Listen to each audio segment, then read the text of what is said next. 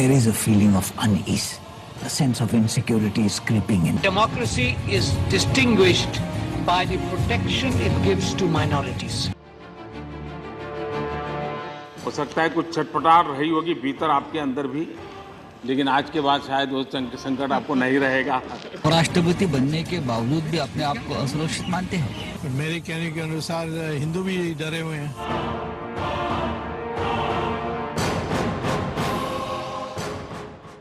नमस्कार, मैं हूं सुरेश चौहान की और आप देख रहे बिंदास बोल। बिंदास बोल मैं इस देश के आज तो पूर्व कहूंगा उपराष्ट्रपति के खिलाफ कह रहा हूं। ये मेरा इनके खिलाफ 5वां बिंदास बोल है। आप कहेंगे इन्होंने तो बात कल की है, लेकिन 3 साल पहले करीब हमने इस आदमी के तमाम उस क्रियाकलापों को देखकर देश के उपराष्ट्रपति के खिलाफ भी बोलने की जरूरत है महसूस करते हुए एक सीरीज की थी, जिसके बाद ये पहले उपराष्ट्रपति बने जिन्होंने दबाव में मीडिया को शोकॉज नोटिस भेजा। ये बात इसलिए दोहरा रहा हूं क्योंकि जो बात हमने करीब 3 साल पहले कही थी वो हिंदुस्तान के सामने अब आ गई है। हम तब भी सच थे, आज भी सच है। यह आदमी तब भी गलत था, झूठा था और आज भी है। जो आदमी केवल मुसलमान होने के कारण उपराष्ट्रपति बना, वो जाते जाते मुसलमान होने की दुहाई नहीं देगा तो और क्या करेगा। और इसलिए जिस हामिद अंसारी ने 3 साल पहले तिरंगे के लिए हाथ ऊपर नहीं उठाया था, वो आज 125 करोड़ हिंदुओं पर टांग ऊपर करके चल गया है। औकात से ज्यादा मिलने का देने का परिणाम देश भुगत रहा है। इसी पर अगले 1 घंटे तक बिंदास बोलेंगे और हामिद अंसारी ही नहीं, ऐसे प्रवृत्ति का नंगा नाच दुनिया को दिखाएंगे इस मुद्दे के बाद। She is distinguished by the protection it gives to minorities.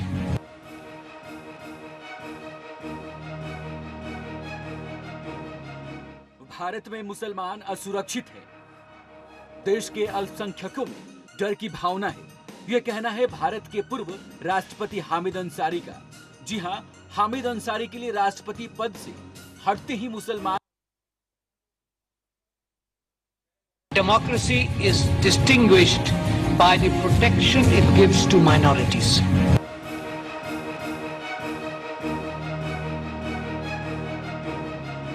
Bharat में मुसलमान असुरक्षित है। देश के अल्पसंख्यकों में डर की भावना है, यह कहना है भारत के पूर्व राष्ट्रपति हामिद अंसारी का।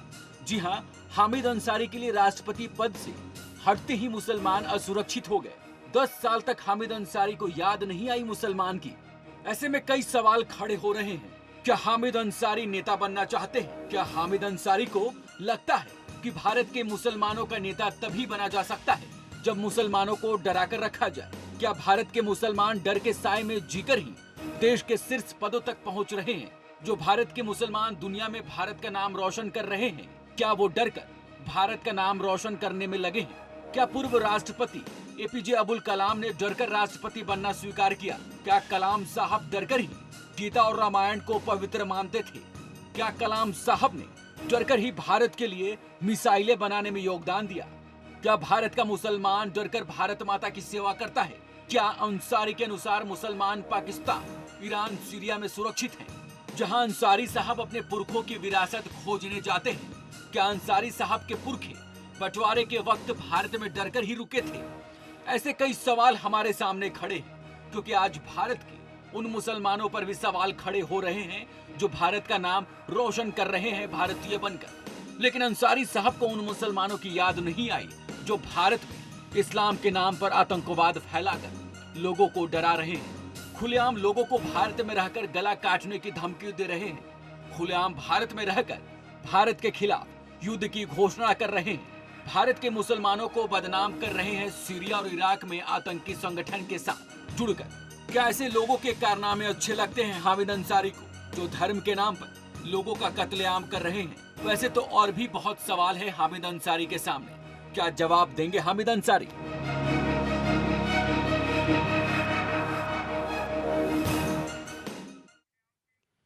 हम आपको वो वीडियो दिखाते हैं जिस वीडियो को लेकर एक इंटरव्यू में ये बात कही गई है। क्या कहा था हामिद अंसारी ने, देखिए। Community is apprehensive, it's feeling insecure. Is that a correct assessment of how Indian Muslims feel, or is it an exaggerated one? It is a correct assessment. from all I hear from different quarters in the country, I heard the same thing in Bangalore, I've heard from other parts of the country. I hear a great deal more about it in North India. There is a feeling of unease. A sense of insecurity is creeping in. हो सकता है कुछ छटपटाहट रही होगी भीतर आपके अंदर भी, लेकिन आज के बाद शायद वो संकट आपको नहीं रहेगा। मुक्ति का आनंद भी रहेगा और अपने मूलभूत जो सोच रही होगी उसके अनुसार आपको कार्य करने का, सोचने का, बात बताने का अवसर। मोदी जी सही कह रहे हैं, मूलभूत सोच कभी जाती नहीं। चाहे मक्खन लगाओ, चाहे दिल में रखो, चाहे पाइप में रखो, या देश के 2 नंबर के पद पे रखो, वो निकालने के बाद होना टेढ़ा ही है। हमारे साथ विनोद बंसल जी है। विनोद जी, बिंदास में आपका स्वागत है। धन्यवाद। विनोद जी, कैसा डर है मुसलमानों में, जिस देश में मुसलमान की लड़की को ब्याह के लिए 51,000 रुपए देने वाला हिंदू प्रधानमंत्री हो, जिस देश में औरंगजेब, बाबर और ऐसे डकैत मुसलमानों के नाम से संसद भवन तक और राष्ट्रपति भवन तक जाने वाली सड़कें हो, जिस देश में हमारे सबसे बड़े आदर्श राम, प्रभु शिव और प्रभु श्री कृष्ण के जन्म स्थानों पर मस्जिदें बने हो, जहां पर मुसलमान के खिलाफ फेसबुक पे पोस्ट डालने पर जेल हो, और हिंदुओं की देवी देवताओं के मंदिरों को तोड़ने के बावजूद भी हो हल्ला भी ना हो, ऐसे देश में कैसा डर गया मुसलमान? विनोद जी। देखिए सुरेश जी, बात यह है कि आमतौर पर ये देखा जाता है कि अब तक कोई भी व्यक्ति अगर अपने पद से मुक्त होता है या जो जिसको फेयरवेल दी जाती है तो वो देश को जोड़ने का काम करता है। लेकिन ये एकमात्र फर्क है प्रणब मुखर्जी और हामिद अंसारी में जी, और एपीजे अब्दुल कलाम में, और इनके जो आइडियल्स हैं उनमें। एपीजे अब्दुल कलाम को तो अंसारी जैसे लोग मुसलमान ही नहीं मानते ना। बिल्कुल, यही सोच का अंतर है। देखिए, इन्होंने जाते जाते वही काम कर दिया जो कि जिन्ना ने किया था। जिन्ना की जो सोच थी, वो सोच इनके अंदर से जो है ना जी, जो 10 साल से अंदर कुमला रही थी, कुंठा में ग्रस्त थी, वो सोच वास्तविकता लेकर के आगे बाहर आ गई। ये बीच बीच में भी आती थी, बीच में आती थी, रामलीला के मैदान में जाते थे, साल के दशहरे के विजयादशमी के कार्यक्रम में तो प्रभु राम की आरती नहीं उतारने देती थी। यही वो सोच और गंदगी थी जो आज बाहर आई है। आखिरकार जाते किस लिए थे? देश ये भी जानना चाह रहा था। जाते थे फोटो खिंचवाने के लिए? नहीं, फोटो नहीं, ये दिखाने के लिए कि मैं वहां जाके प्रभु राम की आरती नहीं उतारूंगा। जो भाषण में इन्होंने इंटरव्यू में जाते समय कहा है ना, यही वो दौर था। हमने जिसका विरोध किया तो लोगों ने हमको क्रिमिनल कहा था, आपको याद होगा। हाँ, मैंने अच्छी तरह याद है मुझे।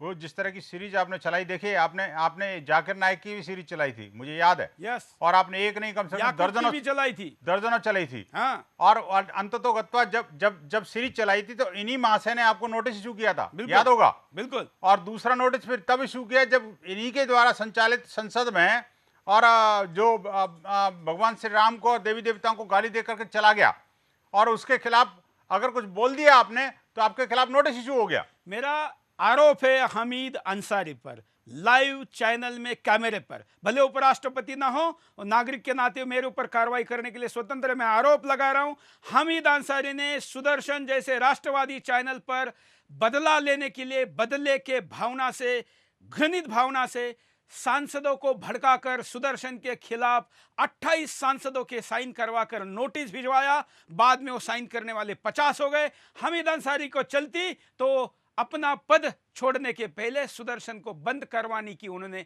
कसम खाई थी। विनोद जी। ठीक बात है, बिल्कुल यही साजिश थी, बिल्कुल। और एक और बात बताऊं आपको, देखिए, अगर ये देश का प्रत्येक नागरिक जानता है इस बात को कि इस देश के अंदर उपराष्ट्रपति नहीं, राष्ट्रपति भी, गवर्नर भी, मुख्यमंत्री भी और देश के मुख्य न्यायाधीश भी, सभी संवैधानिक पदों पर मुसलमान बड़ी संख्या में रहे हैं। बिल्कुल। और उन स्थानों में रहे हैं, उन राज्यों में रहे हैं जहां पर के हिंदू बहुसंख्यक है। लेकिन इन्होंने कभी प्रश्न नहीं उठाया, इन्होंने कभी सोचा ही नहीं, बोलने की हिम्मत तक नहीं करी कि आखिरकार स्वतंत्र भारत के इतिहास में आज तक जम्मू कश्मीर में गैर मुसलमान मुख्यमंत्री क्यों नहीं बन पाया। हिंदू मुख्यमंत्री की तो बात छोड़ दीजिए, बिल्कुल, आखिरकार मुझे बताइए कि अब असुरक्षित कौन है? बिल्कुल असुरक्षित तो मैं हूं, हिंदू हूं, जो कि अपने आराध्य देव भगवान श्री राम की जन्मभूमि पर 70 साल की कानूनी लड़ाई और 489 वर्ष के लंबे प्रतीक्षा काल के बाद भी आज आखिरकार मंदिर के दर्शन नहीं, मंदिर को भव्यता नहीं दे पा रहा। आप देखिए, आज सुप्रीम कोर्ट में जाना पड़ा। सूरज जी, एक त्रिपाल को बदलने के लिए, मंदिर की त्रिपाल को बदलने के लिए हिंदू सुप्रीम कोर्ट के दस्तक देता है। बिल्कुल। और ये लोग फिर भी गैर गाली कानूनी देके चले जाते मस्जिदें हैं। बनाने के लिए इस देश के 1 लाख एकड़ से ज्यादा जमीनी पर कब्जा किया जाता है, फिर भी मुसलमान डरा हुआ है। आज उसका ऑपरेशन करेंगे। बिंदास जारी है ब्रेक के बाद। There is a feeling of unease. A sense of insecurity is creeping in. Democracy is distinguished by the protection it gives to minorities. हो सकता है कुछ छटपटाहट रही होगी भीतर आपके अंदर भी, लेकिन आज के बाद शायद वो संकट आपको नहीं रहेगा। और राष्ट्रपति बनने के बावजूद भी अपने आप को असुरक्षित मानते हैं? मेरे कहने के अनुसार हिंदू भी डरे हुए हैं।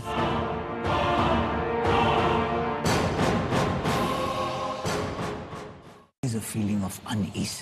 A sense of insecurity is creeping in. Democracy is distinguished by the protection it gives to minorities. हो सकता है कुछ छटपटाहट रही होगी भीतर आपके अंदर भी, लेकिन आज के बाद शायद वो संकट आपको नहीं रहेगा। और राष्ट्रपति बनने के बावजूद भी अपने आप को असुरक्षित मानते हैं? मेरे कहने के अनुसार हिंदू भी डरे हुए हैं।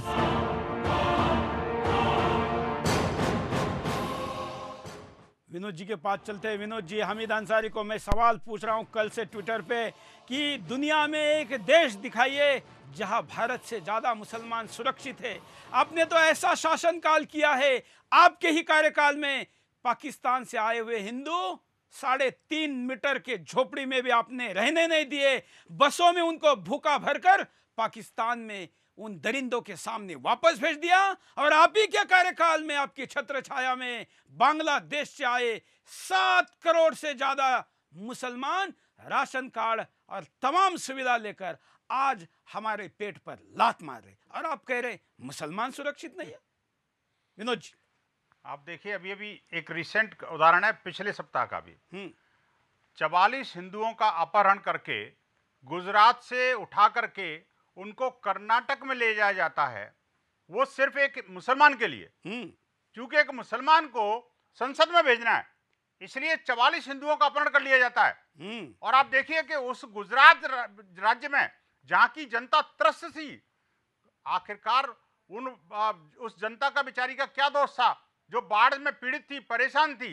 उस समय उनकी हमदर्दी के लिए किसी विधायक को रहना चाहिए था, उनका इन्होंने अपहरण कर लिया। बिल्कुल। आप मुझे बताइए कि असुरक्षित कौन है, आखिरकार कौन कौन कौन ये परेशान है इसको लेकर के। बिल्कुल, ये एक मुसलमान के लिए 44 हिंदुओं का अपहरण करके और आप उनके अधिकारों को त्याग रहे हो, उसके अधिकारों को छीन रहे हो। मुझे बताइए, कश्मीर घाटी के अंदर 3.5 लाख हिंदुओं को वहां पर जबरन वहां से खदेड़ दिया गया, तब तक कौन असुरक्षित था? नरसंहार किया विनोद जी, केवल बड़े खदेड़ा पैमाने नहीं। पर, बड़े पैमाने पर उनको स्पीकर लगाकर कश्मीर छोड़ने के लिए कहा, अपनी जवान माता भगिनियों को छोड़ने के लिए कहा, जिनके खुलेआम बलात्कार किए गए। हामिद अंसारी कभी उसके खिलाफ नहीं बोले। बिल्कुल नहीं। हामिद अंसारी कभी उसके खिलाफ नहीं बोले जो आतंकियों के जनाजे में बंदूकें लहराते, फायर करते, तिरंगे जलाते हैं। और इस पर भी कभी नहीं बोले कि हिंदू दिवाली, होली और कावड़ में बंदूकी के साये में पूजा करने को मजबूर है। वो डरा हुआ नहीं है, फिर भी हमला मुसलमान करते हैं। डरा हुआ है। फिर भी इनके भाई हमला करते हैं। बिल्कुल। कॉलर के पास चलते हैं। हम कहेंगे कि बेखौफ होकर बोलिए, कोई उपराष्ट्रपति था तब भी हम बोले थे, और नहीं है तब भी बोलेंगे। जय हिंद, बोलिए। जय हिंद सुरेश जी, संजय बोल रहा हूँ पश्चिम बंगाल से। बोलिए बोलिए। आज ऐसा लगा, ये हमीद अंसारी जी ने जिस प्रकार से वक्तव्य दिया, ये लगा कि ये भारत के उपराष्ट्रपति नहीं, ये गैंग वापसी जो गैंग है, रिवार्ड वापसी गैंग, उसके उपराष्ट्रपति हों। इनकी भाषा से देश में अच्छे मुसलमान पैदा नहीं होंगे, क्योंकि जो पाकिस्तान यहाँ से लोगों को ले जाता है, उन्हें आतंकवादी बनाने के पहले जो ब्रेन वॉश करने का जो वो नजीर पेश करता है, उसमें एक नजीर इनका भी होगा कि देखिए आपके उपराष्ट्रपति कैसे बोलते हैं देश में। मैं आपको एक चीज बतलाना चाहता हूँ कि जो इस्लाम का प्रारंभ हुआ, जो मोहम्मद साहब ने इस्लाम का प्रारंभ किया, उस इस्लाम का प्रारंभ इसीलिए किया कि अरब में बहुत ही ज्यादा, वो काबिलियाओं में बहुत ज्यादा लड़ाई होती थी, और मैंने यहाँ तक होती थी कि मतलब किसी छोटी छोटी बात के लिए जो है वो 40 वर्ष तक युद्ध चलता रहता था, हजारों लोग मार दिए जाते थे। इसलिए मोहम्मद साहब ने अमल लाने के लिए इस्लाम को पैदा किया, लेकिन मोहम्मद साहब के जाते ही इस्लाम का जो भयानक आक्रमणकारी रूप था, जो काबलियाई रूप था, वह फिर जो है जिंदा हो गया। और मुस्लिम लीग उसका भारत में एक प्रवर्तक था। इनके दादाजी मुस्लिम लीग के जो है प्रेसिडेंट थे, मुस्लिम लीग के माने पार्टी से रिलेटेड थे। यह आत्मा इनके अंदर आबसी है। बिल्कुल। और धन्यवाद संजय जी। किसी ने, इनके समर्थक ने कहा कि इनके दादा या पिता के नाम से दिल्ली में आज भी रोड है, लेकिन ये नहीं बताया कि उनकी भूमिका क्या थी, ये नहीं बताया कि वो किस दल में थे, ये नहीं बताया कि उनकी विचारधारा क्या थी। खैर, हम तो पीछे जाएंगे नहीं, क्योंकि इनके वंशजों के नाम निकालेंगे तो उनको बाबर पे भी आदर और सम्मान है। ऐसे ये हामिद अंसारी है, ये उपराष्ट्रपति पद पर बैठे हुए आपके और मेरे खून पसीने के कमाई से दूसरे देश में जाकर अपने पुरखों को, वंशजों को ढूंढते हैं कि हमारा मूल कहाँ था। ऐसे व्यक्ति राष्ट्रपति, उपराष्ट्रपति या किसी भी महत्वपूर्ण पद पर बैठाए नहीं जाने चाहिए। लेकिन जब, क्योंकि मोदी जी ने बड़ी अच्छी बात कही इनके बैकग्राउंड में, उनको तो प्रधानमंत्री के तौर पर यही बोलना चाहिए। उन्होंने याद दिलाया हिंदुस्तान को ये मुस्लिम देशों में रहे हैं और उन मुस्लिम देशों के लॉबिंग का परिणाम था कि कांग्रेस ने इनको उपराष्ट्रपति बनाया था। नहीं तो ये किसी ग्राम पंचायत का प्रधानी का चुनाव जीतकर दिखाएं और फिर आगे राजनीति की बात करें। विनोद जी, देखिए, एक और बात बताऊं आपको सूरज जी, कि इनके जो काम से भारत को कुछ हुआ नहीं हुआ, लेकिन पाकिस्तान की बाँछें खुल गई। पाकिस्तान में, जिससे इनके बयान की इतनी चर्चा है कि वो ये कहते थे कि जो काम हम इतने सालों से नहीं कर पाए, वो आज एक लाइन के सेंटेंस से हो गया। आज देखिए, हमें कुछ करने की जरूरत नहीं पड़ी। यही बात तो हम आतंकवादियों को सिखाते थे, जैसे अभी संजय जी ने बोला। ये भी जिहाद है। हामिद अंसारी ने बोले हुए शब्द जिहाद के बॉम्ब फोड़ने जैसे है, और इसलिए उस आतंकवादी के प्रति जो आपकी भावना होनी चाहिए, वही धारणा हामिद अंसारी के प्रति भी होनी चाहिए। बिल्कुल वही जो इन्होंने किया है, बेसिकली वो सोच समझ के किया है और अपने कार्यकाल के अंतिम दिन किया, उस फ्रस्ट्रेशन और साजिश के तहत किया। आखिरकार देश जानना चाहता है। आप देखिए, सोशल मीडिया पे लोग पूछना चाह रहे हैं, आखिरकार क्या वो टीपू सुल्तान की मस्जिद के इमाम बनना चाहते हैं, ये जो जिसके इमाम के बारे में दुनिया को पता है, या फिर हाफिज सईद के पाकिस्तान में बनने वाले पार्टी के ब्रांड एम्बेसडर हिंदुस्तान में बन गए हैं। इनको और क्या चाहिए? इससे बड़ा चार चांद तो उपराष्ट्रपति पद पर भी नहीं लगे थे। मोदी जी ने इस विषय पर जो पूरी बात कही, समझने वालों के लिए पर्याप्त है। देखिए, आपका अपना जीवन भी एक कैरियर डिप्लोमेट का रहा। अब कैरियर डिप्लोमेट क्या होता है वो तो मुझे प्रधानमंत्री बनने के बाद ही समझ आया, क्योंकि उनके हंसने का अर्थ क्या होता है, उनका हाथ मिलाने के तरीका का क्या हाथ होता है, वो तुरंत समझ नहीं आता है। आपके कार्यकाल का बहुत सारा हिस्सा वेस्ट एशिया से जुड़ा रहा एज ए डिप्लोमेट। उसी दायरे में ज़िंदगी के बहुत वर्ष आपके गए, उसी माहौल में, उसी सोच में, उसी डिबेट में, ऐसे लोगों के बीच में रहे। वहाँ से रिटायर होने के बाद भी ज़्यादातर काम वहीं रहा आपका, माइनॉरिटी कमीशन हो या अलीगढ़ यूनिवर्सिटी हो, तो एक दायरा आपका वही रहा। हो सकता है कुछ छटपटाहट रही होगी भीतर आपके अंदर भी, लेकिन आज के बाद शायद वो संकट आपको नहीं रहेगा। मुक्ति का आनंद भी रहेगा और अपने मूलभूत जो सोच रही होगी उसके अनुसार आपको कार्य करने का, सोचने का, बात बताने का अवसर भी मिलेगा। अंसारी जी, वो हिंदुस्तान है जहाँ पर मुसलमान की पार्टी में, उपवास रोजा छोड़ने के पार्टी में हिंदू सेवई खाने के लिए लाइन लगाता है, लेकिन कोई मुस्लिम क्रिकेटर अगर किसी बहन ने बांधी हुई राखी फेसबुक पर पोस्ट करता है तो दुनिया भर का नहीं, हिंदुस्तान का मुसलमान भी उसका विरोध करता है। और इसको आप कहते हैं डरे हुए हैं? कौन डरा हुआ है? जरा 4 लोग लाके दिखाइए जो डरे हुए। हाँ, डरे वो जरूर हैं जिनके सेकुलरिज्म की दुकान का शटर डाउन हुआ है, डरे वो नहीं हैं जो हिंदुस्तानी हैं। कॉलर के पास चलते हैं। जय हिंद। हाँ जी, नमस्कार सुरेश जी। बोलिए। सुरेश जी, ये जो इसने जो बात बोली है उपराष्ट्रपति रहते हुए अखिलेश दिन, इसने एक्चुअली अपने मन की बात बोली है। बिल्कुल। जो व्यक्ति कई देशों में एम्बेसडर रहा हो, जो यूएई, दुबई वगैरह और सऊदीया में एम्बेसडर रहा हो, उपराष्ट्रपति रहने के बाद भी इसने ये सिद्ध कर दिया है कि भारत का मुसलमान भारत का नहीं सोचता, मुसलमान का सोचता है। यदि आज कोई भारत हिंदू राष्ट्र में असुरक्षित है तो हिंदू है ना कि मुसलमान है। हिंदू तो अपना दिवाली भी नहीं मना सकता, अमरनाथ यात्रा भी नहीं कर सकता, रक्षाबंधन भी नहीं कर सकता। कब बम धमाका हो जाए मुझे नहीं पता। मैं अब घर जा रहा हूँ, पहुंचूंगा नहीं पहुंचूंगा, क्योंकि मैं हिंदू हूँ। ये स्थिति हिंदुओं के लिए, हिंदू असुरक्षित है, मुसलमान नहीं है। और इन सब का नाश करना बहुत जरूरी है, इन सबको जहन्नम भेजना बहुत जरूरी है। भगवान करेगा सब जल्दी जहन्नम जाएंगे। चलिए, ये अंसारी जैसे लोगों के पाप और कुकर्मों का परिणाम है कि सब लोगों के खिलाफ लोगों के मन में गुस्सा आता है। अगले कॉलर, जय हिंद, बोलिए। ये मुसलमान में 72 फिरके पूरी दुनिया में, केवल भारत में ही मस्ती में है। ये मुसलमान डरे हुए हैं। इसके पीछे राम मंदिर को कानूनी रूप से फंसाने वाले बाबरी मस्जिद और मुस्लिम पर्सनल लॉ बोर्ड के साथी और शाहरुख खान के गद्दार मीडिया के एंकर, क्योंकि जो हिंदू राष्ट्रीय राष्ट्रवाद न पहले, आतंकवाद पहले।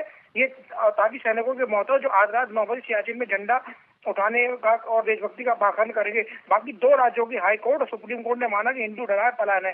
बाकी पश्चिम बंगाल में हाई कोर्ट ने हिंदुओं की सरस्वती पूजा और काली पूजा अपने संरक्षण में कराने का आदेश दिया। और दूसरा केरल की हाई कोर्ट ने 2500 हिंदू लड़कियों को लव जिहाद में फंसाकर मुस्लिम लड़कों द्वारा शोषण करके मुसलमान बनाने की बात मानी। और सुप्रीम कोर्ट ने बांग्लादेशी मुस्लिम जो गुनाह डरे आतंकवाद कारणों पर नजर डालते हैं। देखिए, 10 साल बाद हामिद अंसारी को मुसलमानों की याद आना। हामिद अंसारी को सरकार ने तीसरी बार उपराष्ट्रपति नहीं बनाया। क्या इसलिए हामिद अंसारी को मुसलमानों की याद आई? क्या हामिद अंसारी के लिए पहले मुसलमानों के लिए काम करने की याद नहीं आई? हामिद अंसारी को लगता है मुसलमान सीरिया में सुरक्षित है। हामिद अंसारी सीरिया और ईरान में अपने पुरखों की जड़ें खोजने चले गए थे। वैसे भी हामिद अंसारी पश्चिम एशिया में तैनात रहे हैं। ऐसे में अंसारी को लगता होगा जहां मुसलमानों की ही कत्लेआम कर रहे हैं मुसलमान, वहां मुसलमान सुरक्षित हैं। भारत में मुसलमानों को डराकर मुस्लिमों के हितैषी बनने की कोशिश करते मुस्लिम नेता। भारत में मुस्लिम नेता भारत के मुसलमानों को भारत से डराकर उनके मसीहा बनते हैं, क्योंकि इन नेताओं के पास मुसलमानों के लिए काम करने का तो कोई प्लान है नहीं जिससे इनकी आर्थिक और सामाजिक दशा सुधरे। ऐसे में मुसलमानों को डराकर उनका वोट लेने में लग जाते हैं। हामिद अंसारी अपने पुरखों के भारत में रुकने के फैसले को गलत साबित करते। हामिद अंसारी के पुरखों ने तो भारत में रुकने का फैसला किया था क्योंकि उन्हें भारत सुरक्षित लग रहा था। वहीं हामिद अंसारी को भारत अब असुरक्षित लगने लगा है जब वो देश के 10वें उपराष्ट्रपति रहकर कुर्सी से हटा दिए गए। भारत में मुसलमान खुलेआम लोगों की गर्दन काटने का फरमान जारी करते। भारत में मुसलमान खुलेआम लोगों के गला काटने का फरमान जारी करते रहे हैं। ऐसे में देखना यह है कि क्या ये मुसलमान डरकर लोगों को गला काटने की धमकी दे रहे हैं या फिर दूसरे लोगों को डरा रहे हैं। एक छोटे से ब्रेक के लिए रुकते हैं, ब्रेक के बाद फिर आएंगे बिंदास बोल जारी। There is a feeling of unease. A sense of insecurity is creeping in. Democracy is distinguished by the protection it gives to minorities. हो सकता है कुछ छटपटाहट रही होगी भीतर आपके अंदर भी, लेकिन आज के बाद शायद वो संकट आपको नहीं रहेगा।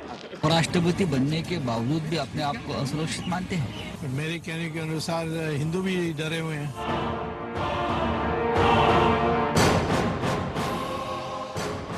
There is a feeling of unease. A sense of insecurity is creeping in. Democracy is distinguished by the protection it gives to minorities. हो सकता है कुछ छटपटाहट रही होगी भीतर आपके अंदर भी, लेकिन आज के बाद शायद वो संकट आपको नहीं रहेगा। राष्ट्रपति बनने के बावजूद भी अपने आप को असुरक्षित मानते हैं? मेरे कहने के अनुसार हिंदू भी डरे हुए हैं।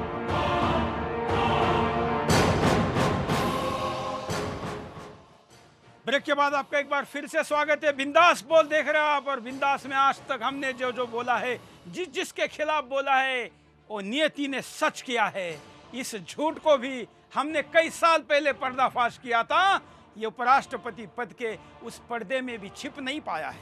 आखिरी दिन भी ये पूछ बाहर निकल आई और उसने दिखा दिया कि दिल में रखो, दल में रखो, पद पर रखो, मक्खन लगाओ या दिल लगाओ, होगा तो टेढ़ा है। कॉलर के पास जय हिंद। नमस्कार जी, नरेश बोल रहा हूँ जी। बोलिए। हामिद अंसारी जी का जो बयान है ना, कांग्रेस की राजनीति से प्रेरित है। जैसे गाय जाते जाते गोबर कर जाती है ना, इन्होंने भी जाते जाते गोबर कर दिया। इन्होंने एकता, प्रेम और भाईचारे का संदेश तो नहीं दिया, बल्कि समाज को और भाईचारे को तोड़ने की बात कही है। अगर वो बंगाल में, कश्मीर में हिंदुओं के हालात देखें, और अंसारी भाई, ये जो ओवैसी भाई हैं जो देशद्रोही भाषण देते हैं, अगर इनके भाषण सुने तो इन्हें पता चलेगा कि आज हिंदू ज्यादा सुरक्षित है या मुसलमान ज्यादा सुरक्षित है। बिल्कुल, धन्यवाद। और मैं कहता हूं कि ओवैसी में और हामिद अंसारी में कोई फर्क नहीं है, क्योंकि वो तो एक साधारण एक सांसद है, उपराष्ट्रपति पद पर 10 साल बैठने के बावजूद और पूरा जीवन भारत सरकार के सैलरी पे गुजारने के बावजूद हामिद अंसारी का एक वाक्य और देशद्रोही नमक हराम ओवैसी के साल भर के भाषणों की बराबरी एक जैसी है, पापों की बराबरी एक जैसी है। और इसलिए ये केवल इतना छोटा मत समझिए, ये बहुत बड़ा पाप है। और इस पाप की सजा हामिद अंसारी को अगर हिंदुस्तान की व्यवस्था और ये लोकतांत्रिक पद्धति दे ना सकी, तो मैं इस चैनल पर खड़ा होकर बोल रहा हूं कि नियति जरूर इनको सजा देगी। विनोद बंसल जी के पास चलते हैं। विनोद जी। सूरज जी, 2 बातें मैं आपको कहूँगा। देखिए, ये जो असुरक्षित हैं, डरे हुए हैं, शायद इसीलिए सेना पर पत्थर फेंकते हैं। ये सुरक्षित हैं और डरे हुए हैं, इसीलिए जुमे के दिन नमाज पढ़ते के साथ ही दंगे करते हैं। ये डरे हुए आज हुआ ये इनसे, ये जिस अलीगढ़ मुस्लिम विश्वविद्यालय से जुड़े हैं, इनके बयान के बाद आज वहां नमाज खत्म होने के बाद पुलिस वालों पर, हमारे शूर पुलिस वालों पर, निहत्थे पुलिस वालों पर तो हमला किया है। होना ही था। इंस्पिरेशन कहां से आ रही है? इसलिए जैसे ये चाहते थे, इसलिए कुछ लोगों को किसी दंगे के पीछे उनके भाषण का कारण दिखाकर कार्रवाई की जाती है, वैसे अलीगढ़ में मुसलमानों के नमाज के बाद पुलिस पर हमले के लिए उस्काने का काम हामिद अंसारी ने किया है। ये मानकर हामिद अंसारी को भी उस एफआईआर में सह-अभियुक्त बनाना चाहिए। नहीं, देखिए, एक और बात बताऊं आपको। देखिए, ये जिनकी सुरक्षा की बात करते हैं, वही मस्जिद से निकलते के साथ तिरंगे को जलाते हैं, वही मस्जिद से निकलते के साथ आईएसआई का झंडा फहराते हैं, वही हिंदू धर्मस्थलों और जो त्योहार हैं या धार्मिक यात्रा हैं उन पर हमले करते हैं। वही लोग हैं जो कि आतंकियों के पनाहगार बने हुए हैं, और वही लोग हैं जो कि सुप्रीम कोर्ट को रातों रात जगाते हैं एक आतंकवादी की रक्षा करने के लिए, क्योंकि उन्हीं का भाई है ये। मुझे तो डाउट है कि इन्होंने अपने उपराष्ट्रपति पद का दुरुपयोग करके तो कहीं कोर्ट को याकूब के लिए रात को 2 बजे नहीं खुलवाया था। कहीं इसकी जांच होनी चाहिए। कहीं की बात नहीं सूरज जी। आप ये देखिए, जो व्यक्ति इतने साल तक डिप्लोमेट रहा हो और वो एक प्रेस्टिजियस यूनिवर्सिटी का वाइस चांसलर रहा हो और माइनॉरिटी कमीशन का चेयरमैन रहा हो और उसके बाद उपराष्ट्रपति तक बन गया हो, मुझे तो लगता है सूरज जी आज इसकी जांच करने का समय आ गया है। वास्तव में बड़ा दुख होता है अगर मैं ये कहूं कि उपराष्ट्रपति के कारनामों की जांच हो तो वो उनको शर्म आए ना आए, लेकिन देश को जरूर शर्म आती है कि आखिरकार मैं किसकी जांच कराने की सोच रहा हूं। बड़ा दुख होता है, लेकिन वास्तविकता ये है कि आज सरकार को ये सोचना पड़ेगा कि ऐसे लोग जो पद पर बैठे हुए हैं उनकी भी जांच होनी चाहिए। पता लगना चाहिए आखिरकार उनके किस किस के तार कहां जुड़े हुए हैं, उनकी मानसिकता किधर है।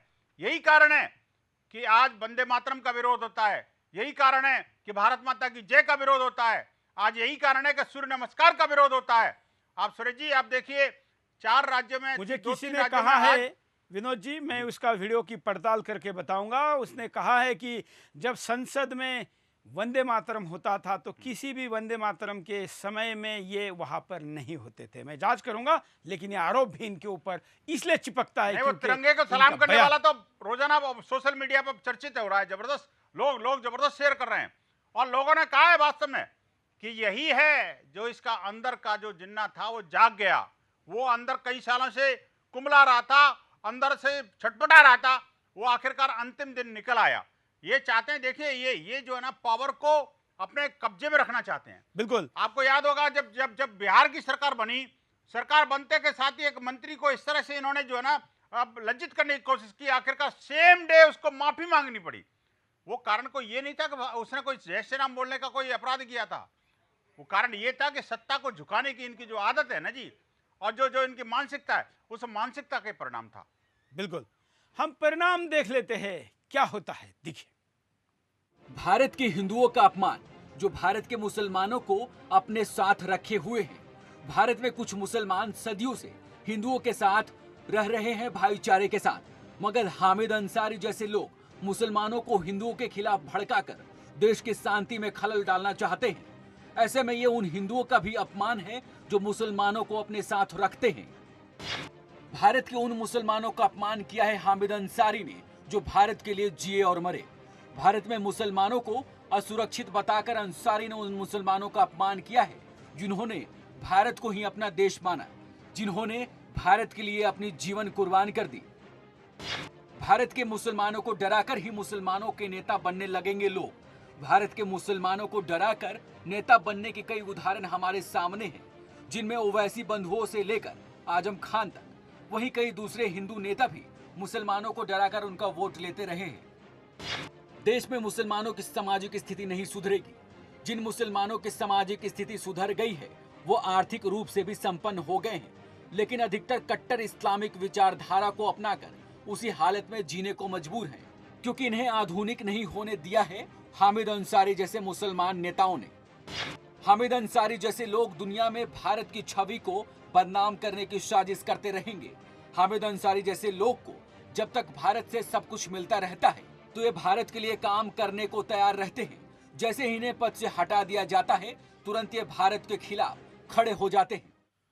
हामिद अंसारी और विवादों का पुराना चोली दामन का नाता है। देखिए चोली के पीछे क्या है।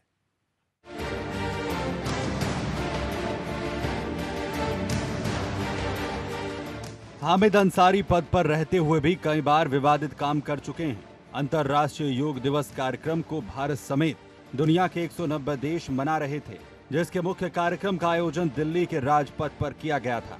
मुख्य कार्यक्रम में राष्ट्रपति प्रणब मुखर्जी, प्रधानमंत्री नरेंद्र मोदी समेत उनका पूरा मंत्रिमंडल मौजूद था, लेकिन उपराष्ट्रपति पद पर मौजूद हामिद अंसारी कार्यक्रम से नदारद थे। इसके बाद इस घटना को लेकर उपराष्ट्रपति हामिद अंसारी पर कई तरह के सवाल उठाए गए। शाम तक उपराष्ट्रपति के कार्यालय से इस बाबत सफाई दी गई कि उन्हें कार्यक्रम के लिए आमंत्रित ही नहीं किया गया था। वहीं अगला मामला भारत की शान तिरंगे के अपमान से जुड़ा है, क्योंकि ये बात भारत की शान तिरंगे से जुड़ी हुई है। ये मामला है 2015 गणतंत्र दिवस का, जिस दौरान अमेरिकी राष्ट्रपति बराक ओबामा भारत के दौरे पर थे। गणतंत्र दिवस के मौके पर जब तिरंगा लहराया जा रहा था, तब उसके नीचे खड़े राष्ट्रपति प्रणब मुखर्जी, प्रधानमंत्री नरेंद्र मोदी, अमेरिकी राष्ट्रपति बराक ओबामा, उपराष्ट्रपति हामिद अंसारी और रक्षा मंत्री मनोहर पर्रिकर थे। इस दौरान राष्ट्रपति, प्रधानमंत्री और रक्षा मंत्री तिरंगे को सलामी दे रहे थे, लेकिन उपराष्ट्रपति हामिद अंसारी ने तिरंगे को सलामी नहीं दी थी। इसके बाद उपराष्ट्रपति हामिद अंसारी पर तिरंगे का सम्मान न करने जैसे आरोप लगे थे। इस विवाद की सफाई भी उपराष्ट्रपति कार्यालय से दी गई। इसमें कहा गया कि समारोह के मुख्य पदाधिकारी राष्ट्रपति थे, इसीलिए प्रोटोकॉल के मुताबिक तिरंगे को सलामी राष्ट्रपति ही दे सकते हैं, जो कि बहुत ही बचकाना था। देश के संविधान में झंडे को सबसे ऊपर रखा गया है। साथ ही भारत के संविधान में झंडे के पूर्ण सम्मान की बात भी कही गई है। वह राज्यसभा की कार्रवाई को अचानक स्थगित करना भी उनका विवादित किस्सा रहा है। प्रोटोकॉल की खातिर तिरंगे को सलामी न देकर ट्रॉलर के अपमान का घूंट पीने वाले उपराष्ट्रपति मसीहा जैसे प्रतीत होते हैं, लेकिन ऐसा नहीं है। उपराष्ट्रपति हामिद अंसारी भी अपने अधिकारों का गलत इस्तेमाल उस पार्टी को बचाने के लिए कर चुके हैं जिसने उन्हें उपराष्ट्रपति बनाया था। 30 दिसंबर साल 2012 को संसद के शीतकालीन सत्र की कार्यवाही चल रही थी।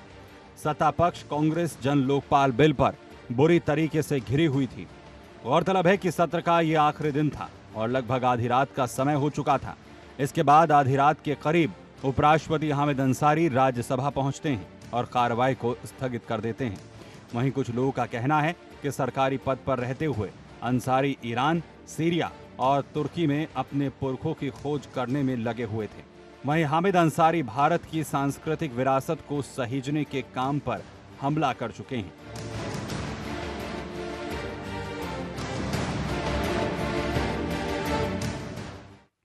इस वक्त हमारे साथ फेसबुक लाइव पर रिकॉर्ड लोग जुड़े हुए हैं और मैं तमाम इन सवालों को भी आपके सामने सोशल मीडिया पर शेयर कर रहा हूं जो हमारे दर्शकों ने सोशल मीडिया पर पूछे। हमारे साथ अब मोहम्मद अफजाल जी जुड़े हैं, राष्ट्रीय मुस्लिम मंच के संयोजक हैं। अफजाल जी, आप जैसे लोगों को जो हिंदुस्तान के नमक के प्रति वफादारी दिखाते हैं, उनको नीचा दिखाने का काम इस हामिद अंसारी ने किया है।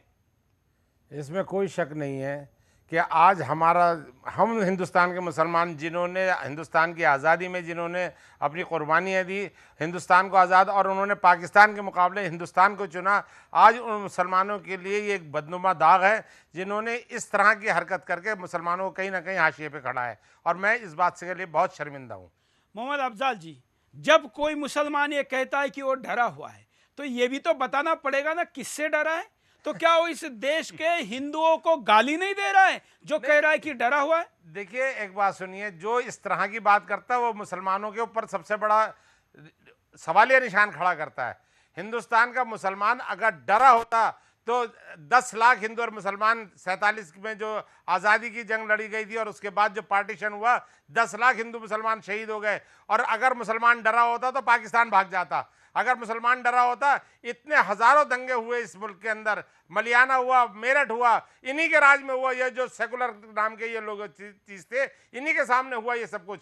लेकिन इसके बावजूद जो हिंदुस्तान का मुसलमान डरा नहीं, क्योंकि वो ये जानता है कि ये उनके पुरखों की ज़मीन है, ये मादरे वतन हमारी है, तो इसलिए वो डर के कहाँ जाएगा। उसके अलावा उसके लिए कोई और कोई जगह, अगर मुसलमान डर जाएगा हिंदुस्तान में, तो उसके लिए दुनिया की कोई जगह, कोई ज़मीन उसके लिए नहीं होगी। इसलिए जो शख्स ऐसा कहता है वो खुद डरा हुआ हो सकता है, लेकिन हिंदुस्तान का मुसलमान डरा हुआ नहीं है। वो डरा नहीं है, सूरज जी, वो तो रिमोट पे चल रहा है। हिंदुस्तान के घरों में जो करोड़ों टीवी है, कई रिमोट नहीं हो उनको, लेकिन देश के कई राजनेता बड़े बड़े पदों पर बैठकर कैसे विदेशी रिमोट से चलते हैं, इसका उदाहरण हमीद अंसारी है। विनोद जी कुछ कहना चाहते हैं? मैं ये कहना चाह रहा था कि देखिए, वास्तव में ये मुसलमान डरा हुआ है, तभी तो वो हिंदू महिलाओं का अपहरण करता है, हिंदू महिलाओं का सीरण करता है, हिंदू महिलाओं को लव जिहाद में फंसाता है। आखिरकार आतंकवाद और ये जो इंटरनेशनल टेररिज्म जो फैल रहा है, वो आखिरकार कहाँ से आ रहा है, कौन लोग कर रहे हैं? आखिरकार ये जो बीप पार्टियां चिड़ा चिड़ा करके करते हैं लोग, तो क्या वो डरे हुए हैं इसीलिए करते हैं क्या? देश ये जानना चाहता है। आखिरकार ये कश्मीर घाटी के अंदर चैलेंज देकर के लोगों को मारा जाता है, चैलेंज देकर काटा जाता है। और न्याय व्यवस्था को आप देखिए, आप शायद एक बात को भूल गए, इन्होंने अपने वक्तव्य में ये बात भी कही थी कि जो मुस्लिम महिलाओं के बारे में, कि सुप्रीम कोर्ट में जो है, जो कुछ पिटीशन चल रहा है, जो कार्यवाही चल रही है 3 तलाक के बारे में, वो नहीं होनी चाहिए। मुस्लिम समाज बदल रहा है। कैसे बदल रहा है? अरे भाई, न्याय व्यवस्था पर तुम सीधा सीधा उंगली उठा रहे हो, एक उपराष्ट्रपति होकर के, और सीधा सीधा तुम सुप्रीम कोर्ट की अवहेलना करोगे। एक और बात बता दूं आपको मैं, इन्होंने जो office of oath and secrecy वाला मामला है, जो इन पद और गोपनीयता की शपथ जो ली जाती है, उस शपथ का भी गंभीर उल्लंघन किया है। आपको याद होगा सूरज जी, इन्होंने प्रधानमंत्री की बात का जिक्र किया। उन्होंने कहा कि भाई प्रधानमंत्री से मेरी बात हुई थी, मैंने उनको बताया था कि ऐसे ऐसे जो है मुसलमानों के साथ ऐसा हो रहा है। ये क्या मतलब है भाई? फिर सीक्रेसी क्या रही? किस मतलब की सीक्रेसी है वो? इनके खिलाफ कार्रवाई होनी चाहिए। देश ये जानना चाहता है आखिरकार इन्होंने ओथ का उल्लंघन क्यों किया, कैसे किया? एक संवैधानिक पद पर बैठा हुआ व्यक्ति, जो देश का दूसरा सर्वोच्च नागरिक है, वो अगर इस तरह की बचकानी बातें करेगा, ये षड्यंत्र पूर्वक काम करेगा। विनोद जी, तो इस देश के राजनीति का वो वेश्या चेहरा भी दिखाई दिया, जो देश का सबसे गिरा हुआ व्यक्ति 2 नंबर के पद पर कैसे पहुंच गया। कॉलर के पास बहुत गंभीर मामला है। जय हिंद, बोलिए। हेलो, हाँ, संजय शर्मा बोल रहे हैं सहरसा से। हामिद अंसारी जी जो है, ऐसा लग रहा है कि वो पाकिस्तान के किसी अच्छे उच्च पद पे थे। आज हिंदुस्तान की जो जनता और हिंदुस्तान का उन्होंने अपमान किया है और धर्म की राजनीति को उन्होंने करके गलत किया है। आज कश्मीर हिंदुस्तान का एक अंग है और वहाँ आज हिंदू जमीन नहीं ले सकता है, इसके बारे में उन्होंने कभी चर्चा नहीं किया। आज जितने भी क्राइम हो रहे हैं, जितने भी आतंकवादी हैं, सारे मुसलमान हैं, ऐसा क्यों? और आज कभी उन्होंने ये चर्चा नहीं किया कि हिंदुस्तान में रह करके हिंदू असुरक्षित है, ऐसा उन्होंने कभी नहीं कहा। बिल्कुल। एक छोटे से ब्रेक के लिए यहाँ पर रुकते हैं, ब्रेक के बाद फिर आएंगे। बिंदास बोलते of unease, a sense of insecurity is creeping in. Democracy is distinguished by the protection it gives to minorities. हो सकता है कुछ छटपटाहट रही होगी भीतर आपके अंदर भी, लेकिन आज के बाद शायद वो संकट आपको नहीं रहेगा। राष्ट्रपति बनने के बावजूद भी अपने आप को असुरक्षित मानते हैं? मेरे कहने के अनुसार हिंदू भी डरे हुए हैं।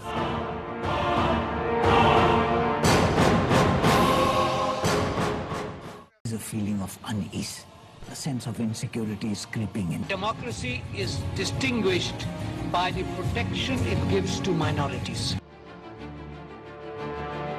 हो सकता है कुछ छटपटाहट रही होगी भीतर आपके अंदर भी, लेकिन आज के बाद शायद वो संकट आपको नहीं रहेगा। उपराष्ट्रपति बनने के बावजूद भी अपने आप को असुरक्षित मानते हैं? मेरे कहने के अनुसार हिंदू भी डरे हुए हैं।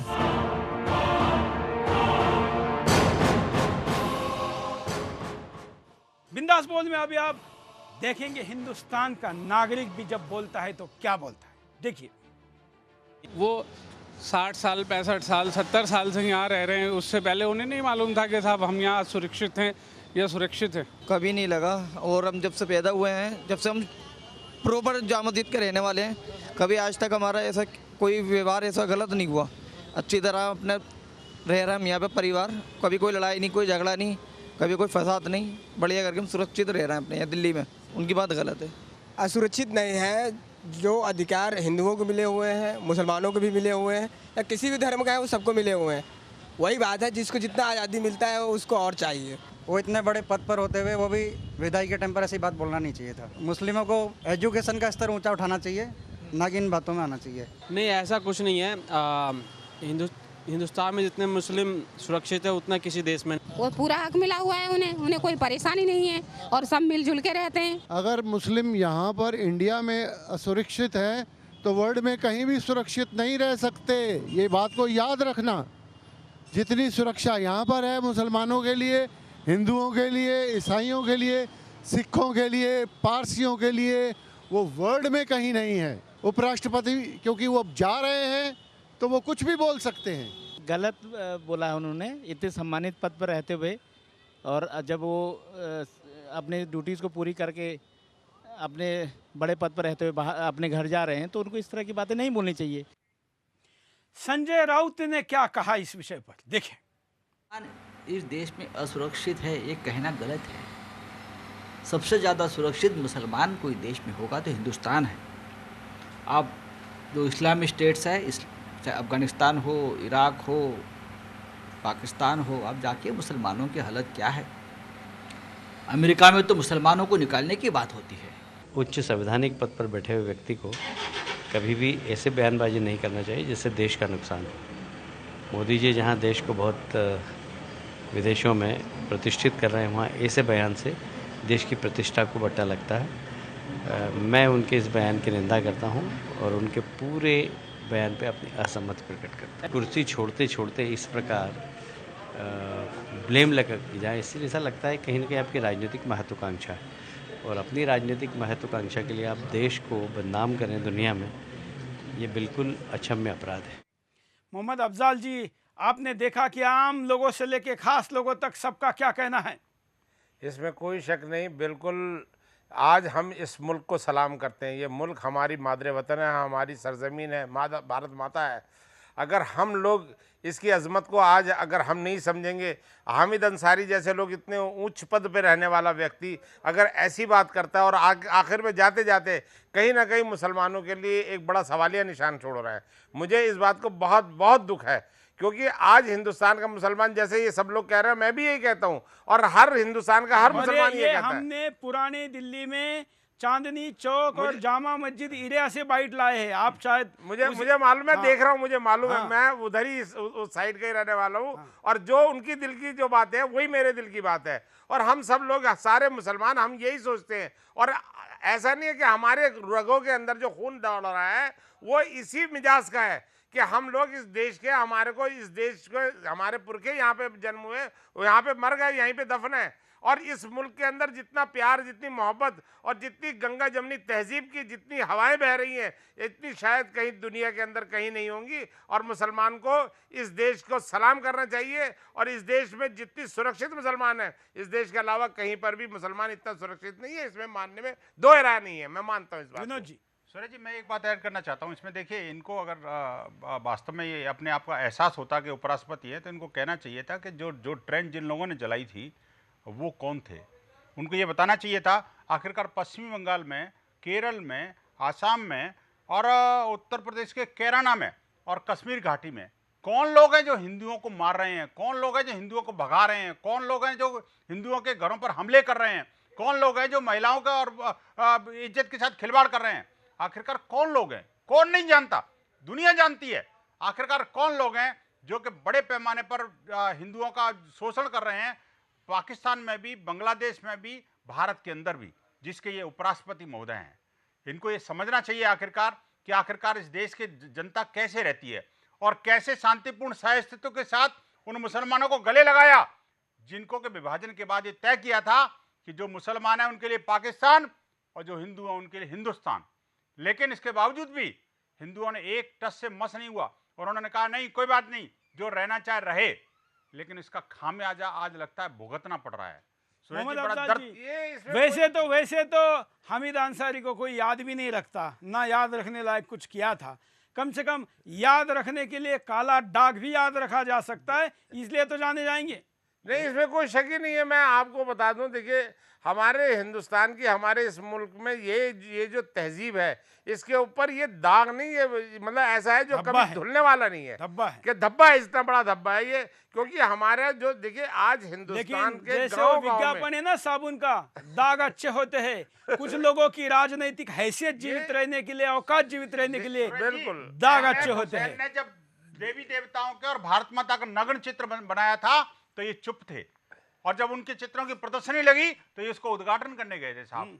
आप देखिए संसद के अंदर जब बहस होती है, जब कोई राष्ट्रवाद की चर्चा होती है। एक और बात बता दूं, आप तो पत्रकार हैं, बड़े वरिष्ठ पत्रकार हैं, टीवी चैनल के अधिष्ठाता हैं और एक टीवी चैनल को एक नई दिशा देने वाले व्यक्तियों में से हैं।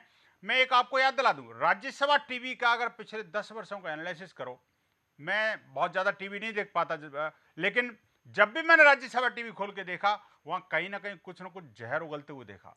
और आपको याद होगा, मैंने अपने आप में एक बड़ा घोटाला है। हाँ, और उस घोटाले की एक्सपोज होना जांच में जांच होगी। देश का पहला उपराष्ट्रपति जेल जाने वाला हामिद अंसारी ही साबित होगा, ये मैं आज बिंदास बोल से घोषित करता हूं, और मैं खुद उसकी ब्रेकिंग देने जरूर आऊंगा। आप दोनों का आभारी हूं, टाइम निकाला, और तमाम वो सारे लोग जो आज हमारे साथ रिकॉर्ड संख्या में जुड़े रहे। आज के लिए इतना ही। जय Hind. There is a feeling of unease. A sense of insecurity is creeping in. Democracy is distinguished by the protection it gives to minorities. हो सकता है कुछ छटपटाहट रही होगी भीतर आपके अंदर भी, लेकिन आज के बाद शायद वो संकट आपको नहीं रहेगा। राष्ट्रपति बनने के बावजूद भी अपने आप को असुरक्षित मानते हैं? मेरे कहने के अनुसार हिंदू भी डरे हुए हैं।